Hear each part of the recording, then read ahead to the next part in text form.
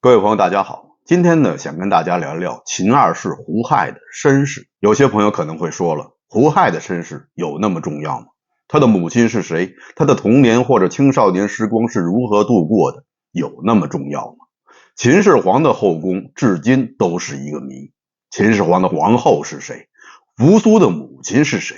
这一切都是讳莫如深的。为什么秦二世的身世会变得那么重要？确实如此，其实秦二世的身世并没有那么重要，但如果将他的身世与他日后制造的一起惨案联系起来的话，那么他的身世就会让人很感疑惑。这起惨案就是我们以前提到的秦二世杀死了他所有的兄弟姐妹，而且用的是极端残忍的方式。他为什么要杀死他们？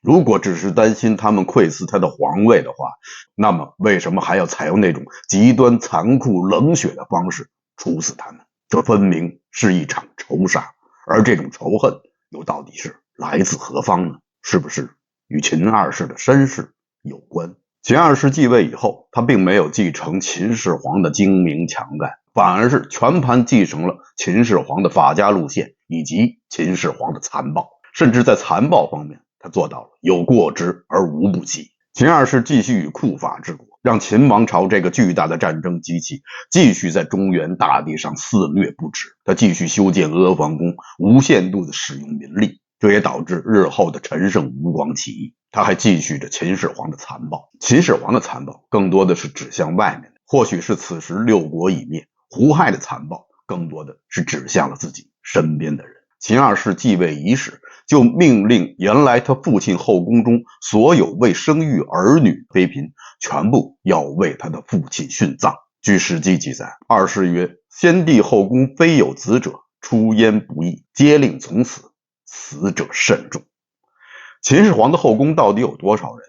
这个已经很难统计，但根据史料我们知道，秦始皇在六国的征战中，每征服一个诸侯国，都将在咸阳附近修建一个与被征服的那个诸侯国的宫殿相似的宫殿，用于安置那个诸侯国的后宫人员以及抢来的美女。这些宫殿都被环形走廊连接在一起，环形走廊是连绵不绝，可见这些宫殿的规模以及人数的庞大。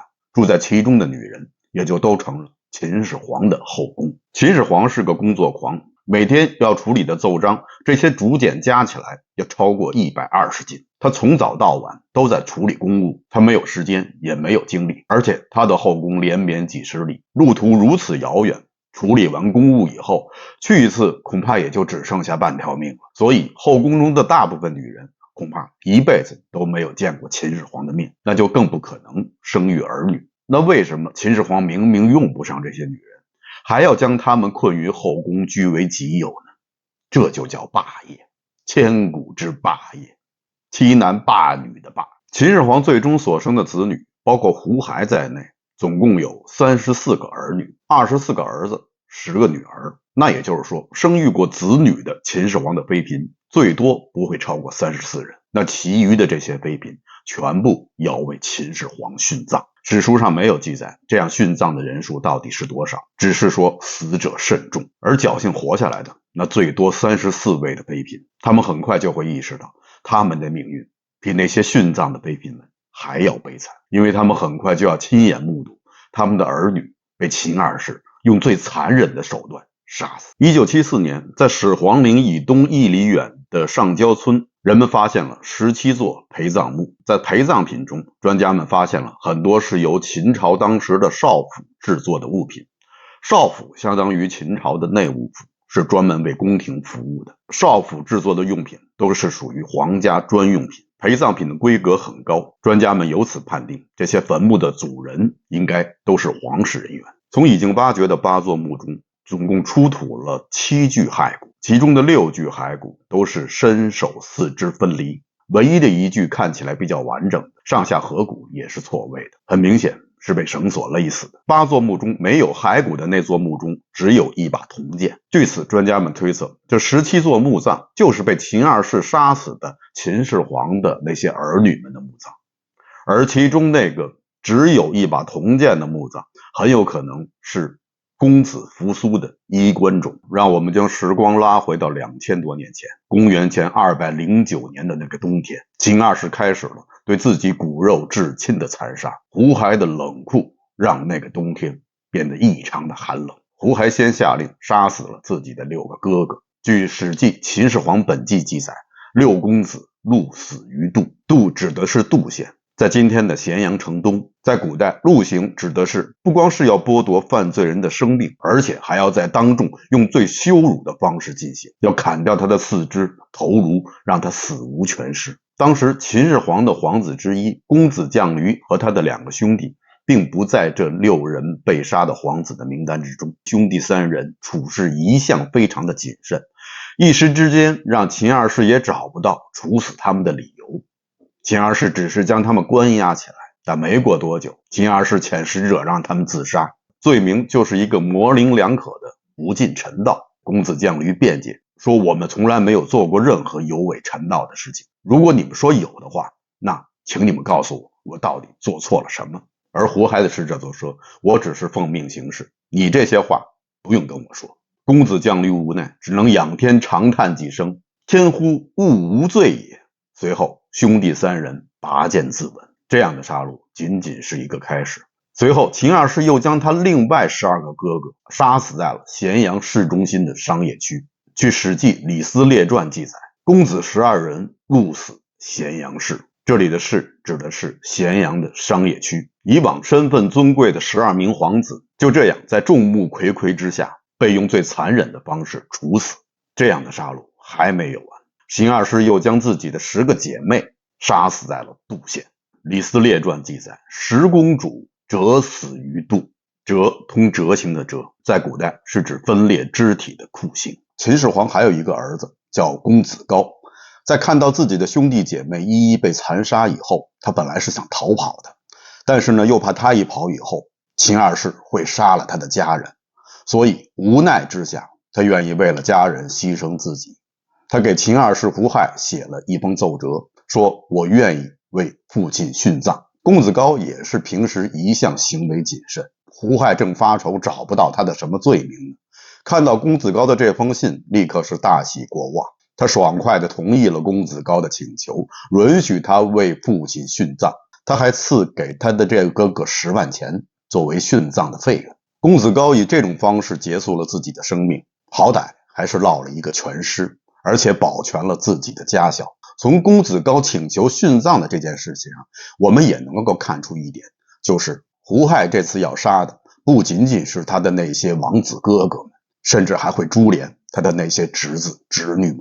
史书也证实，此次杀戮牵连者众多。所以经过此次杀戮以后，秦始皇的直系子孙能够留存于世的，除了胡亥这一支以外，恐怕就只剩下公子高这一支了。史书上没有记载公子高是否有子，但即便是有子，在秦朝灭亡以后仍然能够活着的可能性，估计也是微乎其微的。因为秦始皇的子孙的噩梦在这场杀戮之后并没有结束，在胡亥死了之后，还有后来的项羽对嬴姓族人的赶尽杀绝。刚才说了，秦始皇总共有34名儿女，此次杀戮当众公开处死了18名公子、10名公主。公子犟里兄弟3人被逼自杀，再加上所谓自愿殉葬的公子高，以及先前已经被矫诏处死的扶苏，正好是33位。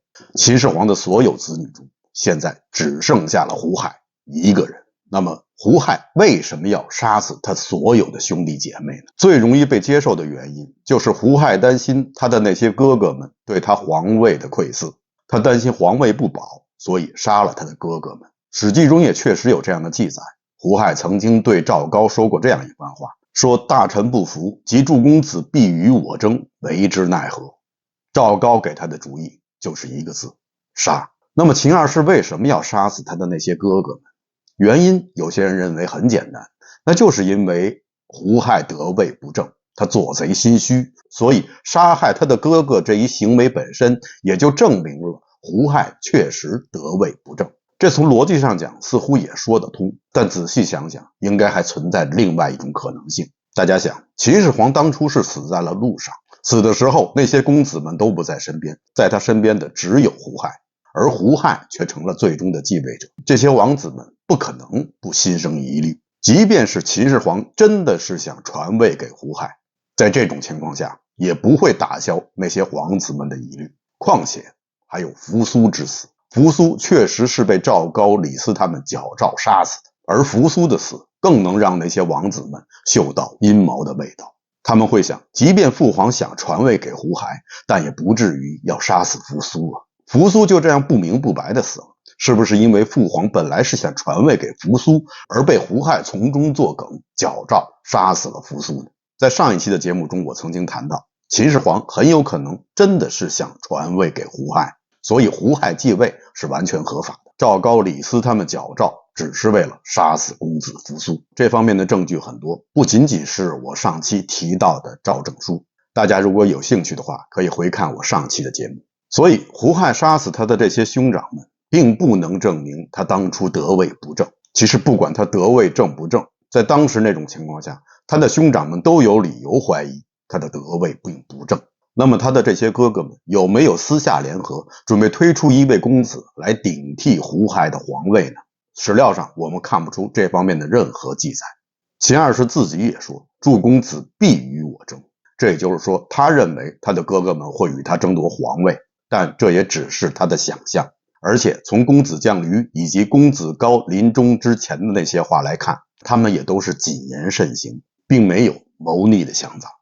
其实大家想想也可以理解，在秦始皇在世的时候，太子的人选就是在扶苏与胡亥之间进行选择，他们应该早已经接受了这样的结果。不管是扶苏登基也好，还是胡亥登基也好，对他们来说并没有太大的区别，反正是没有他们的份儿。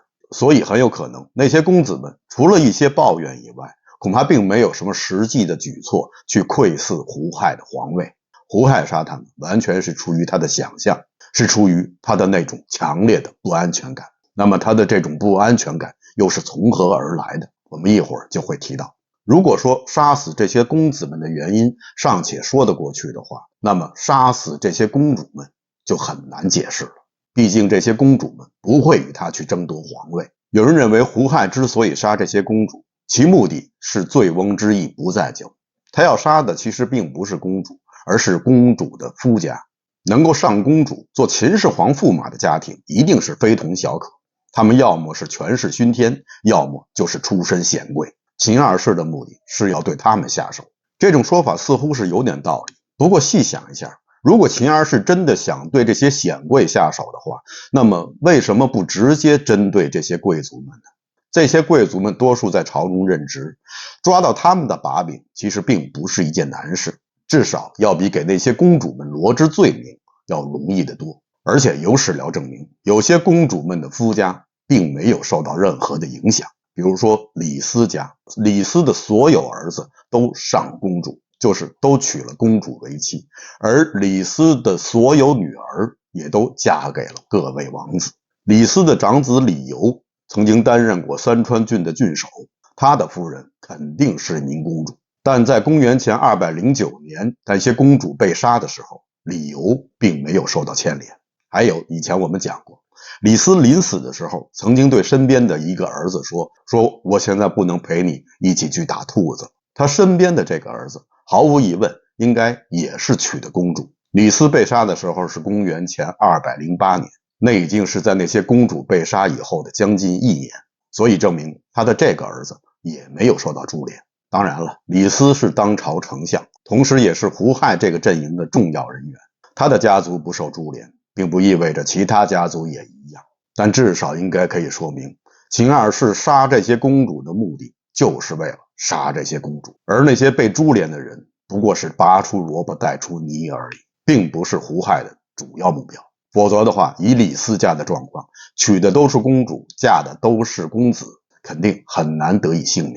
那么秦二世为什么要杀死这些公主们呢？而更大的一个问题是，他为什么要以这种最残忍的方式杀死他的哥哥姐姐们呢？他们都是王室成员，不管他们犯有多么大的错，难道胡亥就不能让他们体面的去死吗？在这场虐杀的背后，我们分明可以看到胡亥那熊熊燃烧的怒火，这看起来更像是一场仇杀。那么这些仇恨又是从何而来呢？不知道大家注意到没有，在所有秦始皇的子孙之中，胡亥没有一个朋友。在这些公子公主们中间，胡亥更像是一个另类，他的人缘怎么会这么差？后世的雍正皇帝在皇子之中人缘已经算是很差的了，但他仍然还有像13贝勒胤祥这样的好兄弟。而胡亥呢，作为秦始皇最年幼的儿子，本来应该是在哥哥姐姐面前乖巧可爱的小兄弟，为什么他最后竟然没有一个朋友？而且他与诸皇子公主之间不光是没有什么情分，似乎看起来还充满了仇恨。而这仇恨又是从何而来呢？大家想，他的那些姐姐们应该在10几岁的时候就离开了皇宫，嫁到了外面，在此之后与仍然生活在皇宫中的胡亥应该就没有太多的交集，也就不会结什么太深的仇怨。所以如果胡亥与他们有仇的话，那很有可能是在他们出嫁之前，而那时候的胡亥应该还很年幼。我想做一个大胆的推测，就是胡亥对他的哥哥以及姐姐们的仇恨是源自于他童年或者是青少年时期的一些经历，而这些经历也埋下了胡亥对他哥哥姐姐们的刻骨的仇恨。这有可能是些什么样的经历呢？在上一集中，我曾经给大家讲过一个胡亥见吕的故事。那是在胡亥大概8、9岁的时候，有一次呢，他与他的诸位哥哥还有大臣们一起去殿中饮酒。胡亥年龄小，也坐不住，所以他是最早离席的。当他离开大殿的时候，看到了殿外整整齐齐摆放的那些鞋子。先秦的时候，人们在进殿之前都会把鞋拖在殿外。胡亥看着这些鞋子，觉得很好奇，他童心大发，就对那些看起来比较好看的鞋子乱踩一通，然后是扬长而去。等散席以后，其他皇子望着殿外的一片狼藉，知道这就是胡亥干的，莫不叹息。听完这个故事，大家有没有觉得奇怪？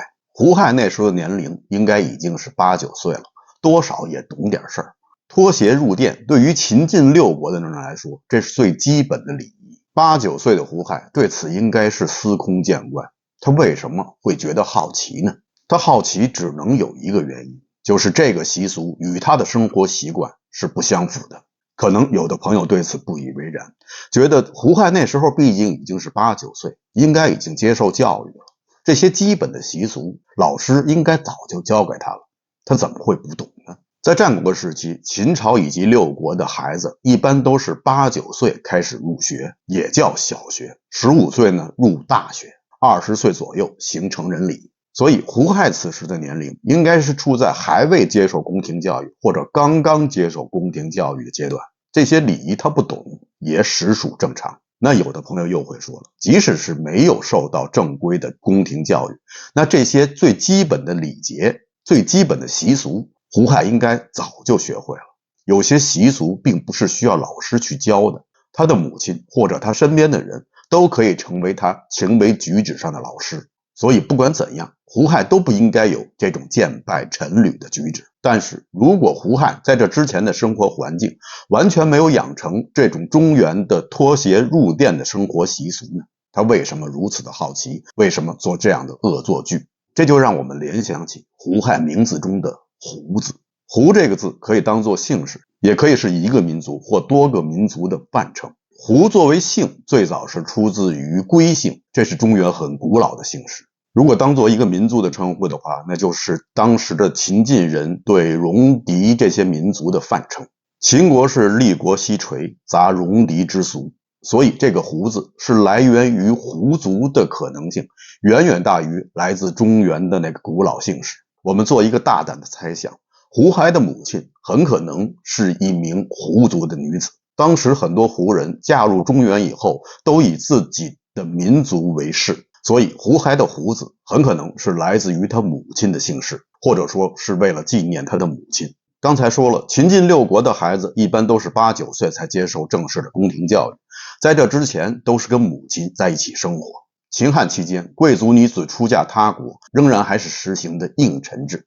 所谓应臣呢，就是自己随身携带的故国的那些臣僚们，在身边伺候这名贵族女子的还是她以前娘家的近臣们，她的生活习俗也依然长时间的保持原样。胡亥的母亲胡姬很可能也是这个样子。他入宫以后仍然保留着胡人的生活习俗。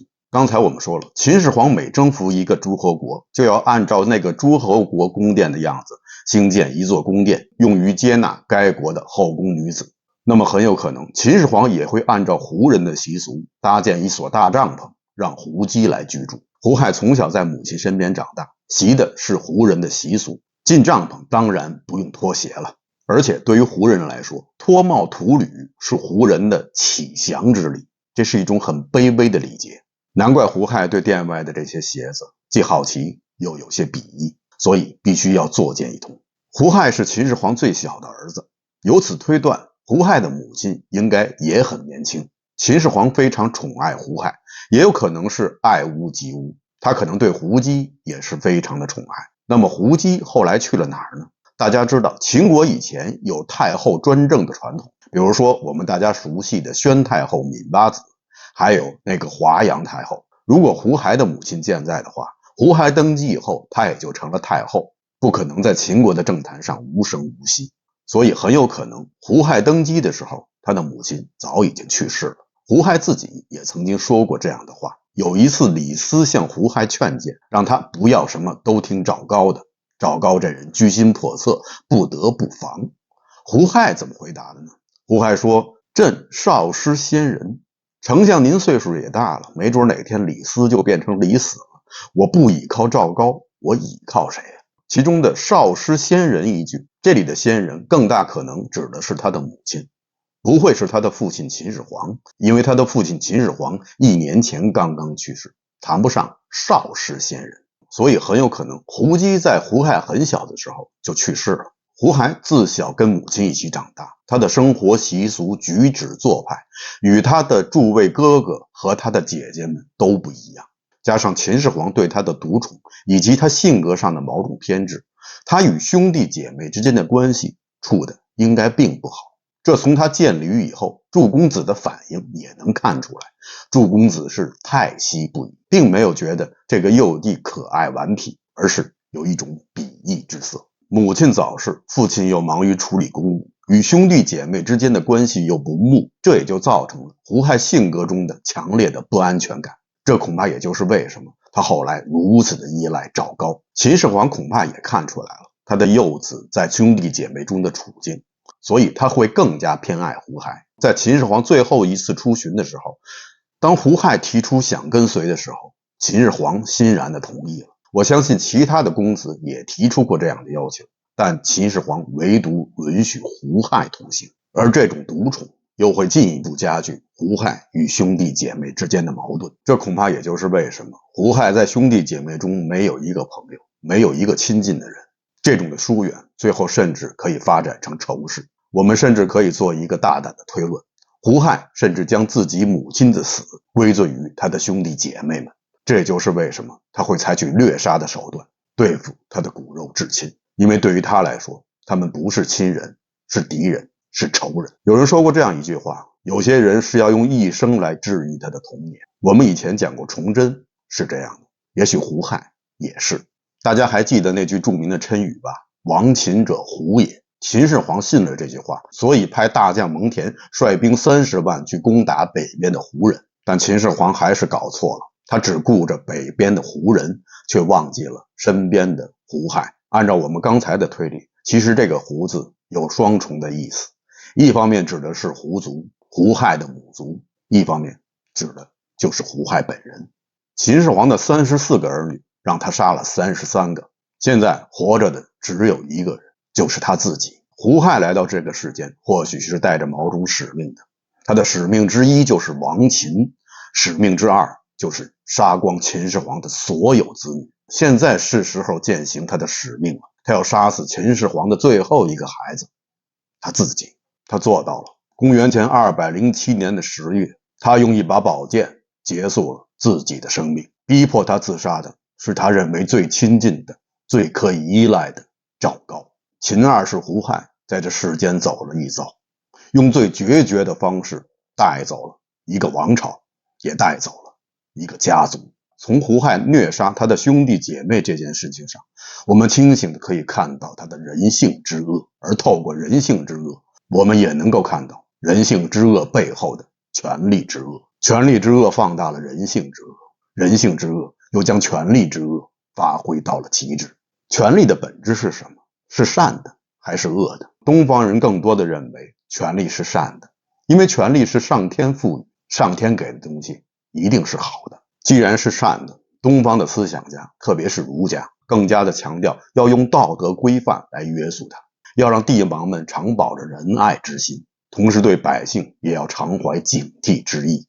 所谓水能载舟，亦能覆舟，其结果就是几千年来统治阶层的御民之术高度发达，个体的权力意志则极度的萎缩，此消彼长，最后就只剩下了国家这个概念在这块土地上横冲直撞。西方的思想家更多的认为权力的本质是恶的，所以他们一定要建立一套限制权力的机构，将权力放在笼子里，所以才会有了公元1215年的英国大宪章，第一次将王权置于法律之下。而在同一时间，在世界的东方，元朝的军队刚刚攻克中都，也就是现在的北京，正奉他们大汗的命令屠杀中都的军民。权力的本质应该就是恶的，因为它是这样一种东西，只要它脱离了人们的视线，在暗中运行，它就一定是肮脏的、贪婪的、凶恶的、残暴的。特别是掌握了国家权力的那些人，比如说胡亥，一定会成为这世界上最反动、最无耻、最卑鄙、最残暴、最冷血的那些人。曾经强大的秦朝二世而亡，很快就变成了历史时空深处的一抹烟尘，但它对权力的定义，它的影响至今依然存在。历史就像一辆陈旧的马车，拖着这个古老的国度缓慢的前行，谁也不知道它的去向，谁也不知道它的终点。好的，以上就是本期节目的全部内容，感谢大家收看，欢迎大家点赞订阅。这里是风下杂谈 Frank 为你带来有温度的历史，咱们下期节目再见。